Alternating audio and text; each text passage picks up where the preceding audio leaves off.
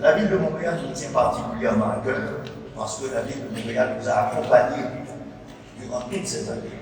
Et même dans des années où il n'y avait que la ville de Montréal à supporter et à appuyer cette semaine.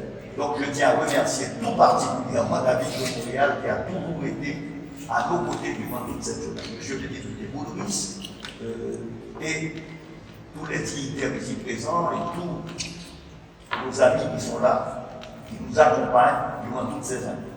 Alors nous vivons un moment très particulier. Je pense que Samira l'a souligné, M. Corbin l'a souligné, Mme Pierre ici, le salut l'a souligné.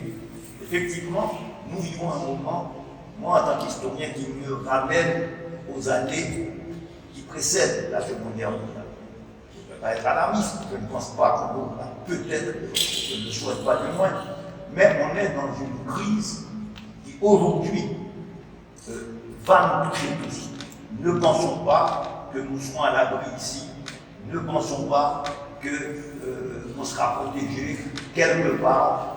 Ça ne touchera pas tout le monde de la même façon, mais nous ne pouvons pas rester indifférents à ce qui s'est passé.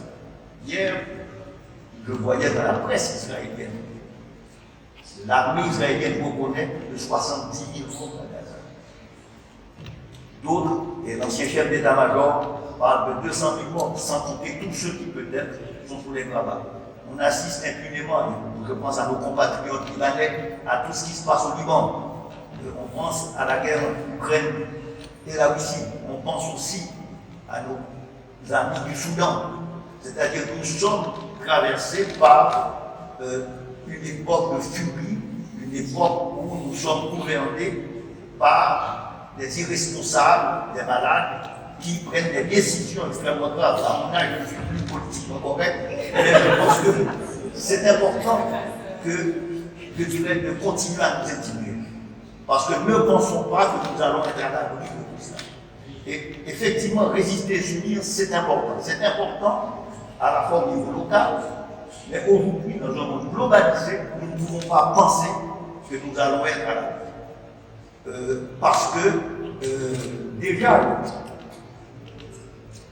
17% du gaz mondial est atteint, vous allez, ceux qui sont, moi je ne conduis pas, je ne conduis plus, donc je n'ai pas de problème, mais vous allez voir les problèmes à la pompe très vite, et le pétrole, ça nous touche tous, les vêtements, les suppléments, effectivement.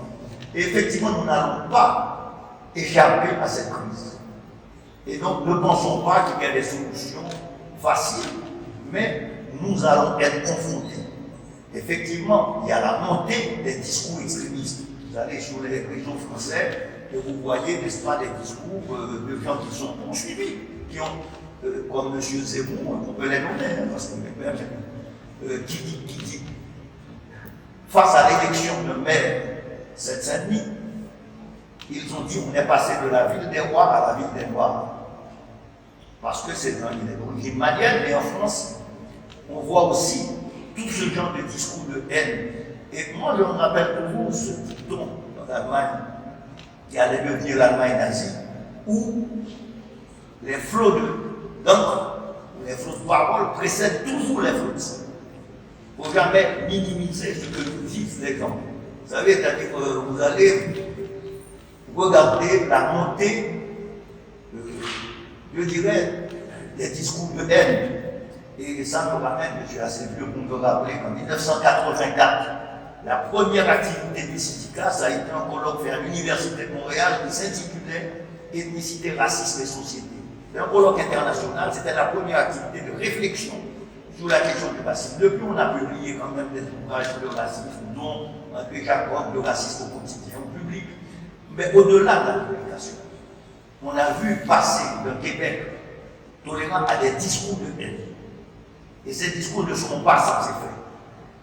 Et donc, il est nécessaire aujourd'hui de maintenir une forme de vigilance face à la montée de ces discours. Parce que ça commence toujours par des discours et ça finit aussi, et nous savons tous comment ça finit des fois. Donc, quelque part, sans être alarmiste, je dois dire que pour nous, c'est important ce thème, résister et s'unir. Et en même temps, comment repenser la société de demain? Comment, avec toutes sortes d'alliances nouvelles, repenser ce que devrait être une société plus juste, plus égalitaire, où la discrimination ne serait, je dirais, qu'un souvenir très lointain. Mais tout cela est important de se rappeler, qu'effectivement cela ne peut se passer que dans l'union, que cela ne peut se passer que dans la résistance. Alors, merci beaucoup, merci de nous appuyer, merci encore et je vous remercie pour les partenaires, Madame Laroux, à faire ma place, M. le Président.